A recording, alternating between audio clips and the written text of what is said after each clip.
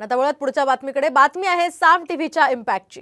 कोयना खोऱ्यातील जमीन खरेदी प्रकरणी सातारा जिल्हाधिकाऱ्यांनी जीएसटी आयुक्तांसह तिघांनाही नोटीस बजावली आहे। तर कोयना खोऱ्याच्या पुनर्वसनातील झाडाणी, दोडाणी आणि उचाट या गावात कमाल जमीन धरणापेक्षा अधिकची जमीन खरेदी केल्याप्रकरणी ही नोटीस बजावण्यात आली आहे। तसंच ही नोटीस बजावलेल्या तिघांनाही 11 जूनपर्यंत हजर राहण्याचे आदेश देण्यात आले।